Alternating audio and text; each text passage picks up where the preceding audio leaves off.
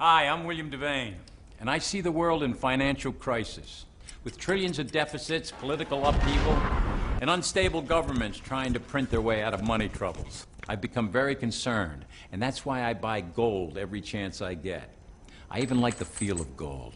It's not just the U.S. stock market that's been setting some records. Gold and silver coins have been too. They've been selling like hotcakes from the U.S. Mint. In January, they set records, multi-year records. Commodities guru Jim Rogers is here to help us understand that. He's also author of the new book, Street Smarts.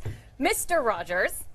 Yes, Ms. Lister. I have here this 1 ounce silver American Eagle 2012 coin. Tell me, what is this? Is this a collector's item? Is this money? Is this a way to buy precious metals? Oh, that's the hot one. Those are hot sellers. I know. You can't get them. You can't get them, can you? They sold out. They did. It worries me that the mint is running out. It's not just American Mint, the U.S. Mint, the Canadian Mint. Several mints have run out of coins. Why? Why are they selling like hotcakes? Why is everyone clamoring to get their hands on them? I mean, I'm not the only person who's worried about the future of the world. No, lots of people are. But none of them. There is no paper money in 2014, 2015 that's going to be worth much of anything. And I think the challenge also is whether we should move towards an international currency.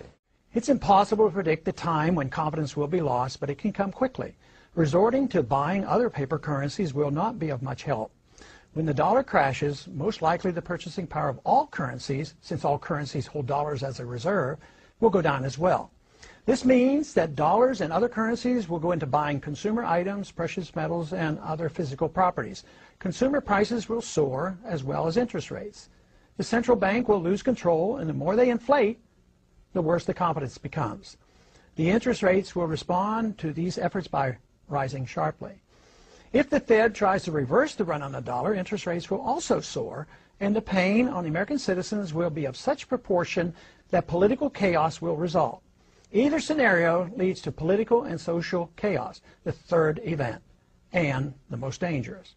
But there's been a curveball thrown in the market as far as I'm concerned, and that's this Bundesbank situation where the Germans want their gold back, and all of a sudden people are waking up to, well, maybe these gold nuts that say, gold is in short supply and it's not as plentiful because it's been hypothecated and rehypothecated, and there's all this paper gold out there, and derivatives golds are plentiful, but physical gold isn't. All this stuff that we kind of get painted with this big broad brush that we don't know what we're talking about, all of a sudden is making a lot of sense. Germany can't get their gold back for 7 years. How absurd is this? So maybe they aren't wrong after all. Maybe they're not wrong after all. And what would be the impact of that if those people, and we're talking about the people mostly from GATA and those kinds of groups, what would be the impact if they weren't wrong? And in fact, they are right. Yeah, your guess is as good as mine, but I'm not shy at voicing my opinion. I think it could be significant. I mean, if the New York Times gets the story even half right, and some of these sleepy North Americans wake up, I'm not talking about people at the show, I'm talking about the other people, they might grasp the concept that, well, there's a reason, first of all, there's a reason why Germany wants their gold back. Secondly, there's something wrong if they can't get it back in a timely manner. And lastly, they would start to investigate their own questions surrounding that dynamic, and maybe they'd reach a conclusion that, you know what, paper money isn't the place to be, or savings at a zero interest rate isn't really good for me, or whatever the conclusion they draw. I think it's going to put a lot more pressure into the metal. So because of that, it's harder for me to predict what's going to happen in silver and gold this year. It's a wild card, so to speak. And as far as gold, are there other things that you're watching besides what's happening in Germany? Absolutely. I mean, we're looking at, not only the shows, looking at sentiment overall, what people's feelings are. We're looking at the geopolitical scene. I'm really not favorable to any political group. I'm libertarian, but the problem is that you've got to look at the real world the way it exists. And, this thing with the gold and the German thing could turn into a currency crisis. I mean, it could be currency wars or something started. I don't know. I don't want to get negative, but I'm well studied on the topic. And what could happen is a bit scary, because then there could be trade barriers set up. Like Germany says, well, if we don't get enough of our gold back by this time, then we're going to put a tariff on any goods coming from the United States. And other countries say, yeah, we're going to side with Germany. Why are they doing that? Well, because you guys aren't giving them their gold back. So I'm just projecting possibilities. I'm not saying it's going to happen. No, what I am saying is it's a great area of concern when you got these international trade settlements that aren't being rectified, again, in a manner that you would expect. I mean, the U.S. broke its contract with the world August 15th. 1971, January 21st, 1980, gold goes from the fixed price of $42.22 an ounce to $850 on the spot market. I mean, once it was released from government control, even with management, it made a huge move, like 2,500%. So I think we're going to see that again this time, and we're not there yet.